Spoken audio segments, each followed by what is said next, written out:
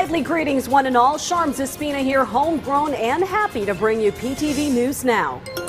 Tops on our stories tonight. People are counting the days to a new year filled with promise and renewal, one of which is a seismic shift to a POGO-free nation moving forward. The POGO experiment the nation welcomed in 2019 to help lift the country economically has brought nothing but heartbreak and a host of social ills and crimes that far outweigh and overshadow whatever financial relief or economic upside it brought to the government. Thus, in the middle of the year, the president, in a State of the Nation speech, announced a complete repudiation of the POGO industry and directed the Department of Justice and law enforcement agencies to ensure a total dismantling of all operations nationwide by the end of this year. And with barely 3 weeks left of the new year, the president met with his men at the helm of the local government's Department of the Philippine Anti-Organized Crime Commission, or PAO, and the Philippine Amusement and Gaming Corporation, or PAGCOR, earlier today to receive a status briefing on POGOs.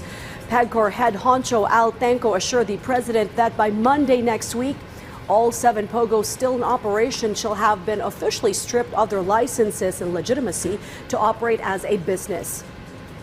Now, Forest Park DILG head honcho John Vic Remulla assured an extensive DILG PAOK operation to locate any remnants of the POGO business and IGL for good measure. So, magsimula po nung July, na binanggit ko yung 6 na po, sa pangkasalukuyan po, as we speak, sa araw na to, 7 na lang po ang natitira.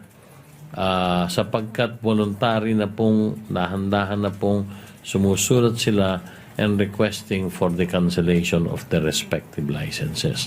Ngayon, doon po, sa kanilang pagpapa-revoke ng kanilang lisensya, on a parallel basis, punta na rin po sila at nakikipag-ugnayan na po sila sa Bureau of Immigration. Dahil doon naman sa naging utos ng Bureau of Immigration na kailangang i-downgrade na ang visas, working visas ng mga nasabing foreign na mga trabahador po doon sa nalalabing mga 60 may lisensya pa. Dagdag lang, mag-i-issue po ang aming kagawaran ng isang EO sa lahat ng mga LCE na required sila mag-submit ng suspicious activities within their localities sa mga movement or possible setup ng mga POGO. Malalaman yan sa spike bigla ng bandwidth use, entry of suspicious people congregating in houses not registered as businesses. Makikita yan sa movement ng mga foreigners na gusto mag-set up dyan na hindi naman kilala. So they are enjoined to report immediately sa amin para malaman namin at makakuha kami ng aksyon. Kami po ng PAOK ay magkasama. Jointly namin tutugisin lahat ng mga yan hanggang matapos lahat. In the meantime, small island/third world nations in a landmark climate change hearing in the International Court of Justice are invoking human rights laws to seek redress for the ill effects sustained as a result of climate change. But developed nations are pushing back, like the United Kingdom, citing international treaties should take precedence. VOA's Henry Ridgewell has more on this ongoing case that could alter the conduct of negotiations later on. Some 99 countries are participating in the hearing at the International Court of Justice in The Hague, Netherlands, making it the largest case in the court's history. It has pitted small island nations against big polluters and fossil fuel producers. At the heart of the case is whether international law obliges nation states to prevent climate change and pay for the damage caused by their greenhouse gas emissions. Britain on Tuesday argued that only existing climate treaties, such as the 2015 Paris Agreement, have any legal relevance. The climate crisis can only be met by states working together. The most constructive, the most concrete, and thus the most legally effective way is through the legally binding agreements setting out states' obligations to tackle the challenges of climate change. And at the heart of this treaty framework, at the heart of the global response to climate change, is the landmark Paris Agreement. Small island and coastal states argue climate change threatens their existence, and so international laws like human rights legislation must apply. The conduct responsible for this existential harm cannot, and I repeat, cannot be lawful under international law. The judge's advisory opinion has the potential to reframe climate change negotiations, analysts say. The expectation is for the court's advisory opinion to provide a clear legal benchmark and remove any ambiguity around countries' obligations under international law. And UN negotiations would certainly benefit from legal clarity. Scientists say climate change is driving extreme weather events around the world. That has put the spotlight on the rights of the communities affected. The International Court of Justice is one of 3 international courts asked to provide legal clarity on climate change. The Inter-American Court of Human Rights held hearings this year in Brazil and Barbados, and is expected to give its opinion on nation-states' legal obligations in the coming weeks.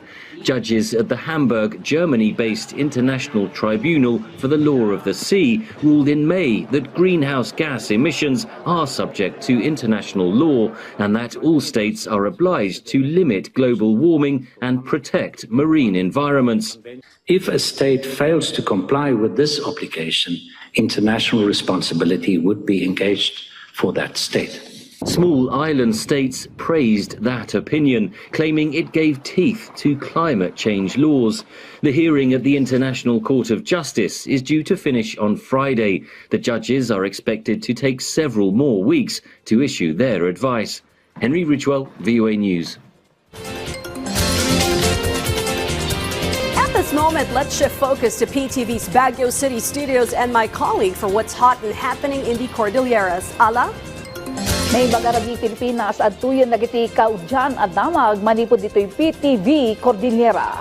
Mabalbalagan nagiti turistaan isem iti online transaction para iti hotel accommodation nga iti lehitimong accounts da ang makitransact tapno maliklikan ti panakabiktimada iti accommodation scam. Iti datos ni Baguio City Tourism Office at dan dagiti turistaan na biktima iti nasao ang modus. Sigun iti Baguio Tourism Office, dakkel ti epekto dagiti aktibidad iti syudad iti panagnato ti bilang ti turista. May palagip ang nagsisinaruno ti aktibidad iti syudad apasat ti Unenchanting Baguio Christmas 2024. Gaputa manamnama ti sasangbay ti adupay at turista, mapalpalagipan dagiti bisita akanayon akitaan ti Facebook page ti Baguio Tourism Office tapno makita dagiti anunsyo. Sigunmat kadagiti daduma turista, lehitimo ang website, sikit kita ang datapno saan da ang mabiktima. Kabayatan na plano mo ti Traffic Enforcement Unit a pagtalinadan, tinaanay sa gunay ti trapiko iti syudad, nupay daytoy ti maysa iti parikot iti syudad, nang runa itanga mas asideg ti holiday season. If necessary na talaga, you have to scrutinize, you ask for documentations, no, yung mga permits nila, legal documents nila to prove that they are legitimate accommodation establishments. You can also message through that FB page. No? You can just send message and definitely there will be people to respond to your queries. No? So this is the support that we can give. Mas maganda kung hindi sila basta magtitiwala sa Facebook. Mahirap kasi. Mas maganda yung sa trusted site. Also, magtingin sa rate. Then, kausapin yung nagpapabook. Iti sa balibay adamag, arestado ti may sa lalaki ang nabirngasan iti master. Kalpasan ti na ipatumpal ang manhunt operation ti pulisya kontra kenkwana ijay kabayanihan barangay Baguio City. Ti suspect kat agtawan iti 41. Miyembro ti Team Z Horizon Casino Junket scam. Naipatumpal ti operasyon baban iti warrant of arrest ngayon war ti Baguio City Regional Trial Court gapo iti kaso as syndicated estafa asang sangwan ti suspect. No bail ti nakremendar iti nasao a kaso. The suspect at regional top 5 most wanted iti Cordillera. Na-restart si suspect kalpasan kinamag dagiti otoridad ijay Bali, Indonesia ti panaka-leader ti grupo. Sa mga nag-i-invest, mga sino or any man na mga businesses, before tayo mag-invest, kailangan nating i-verify kung yung business na yan is registered ba yan sa Security and Exchange Commission o yung sa DTI para naman ma-check natin yung legitimacy ng business na yan. And tignan natin yung mga ino-offer nilang profit kasi may mga nag-o-offer na double the price o mga high interest. Dagiti damdamag manikod dito'y PTV Cordillera, siya ni Ala Sungduan. Naigbag, Arabiin. Many thanks, Ala. And we've come to the show's end. Join us anew tomorrow afternoon for more breaking stories at the hour. And always bear in mind to stay connected by keeping it right here for news you can count on PTV. This has been Sharms Espina wishing you all a restful evening ahead, and thank you for watching PTV News Now.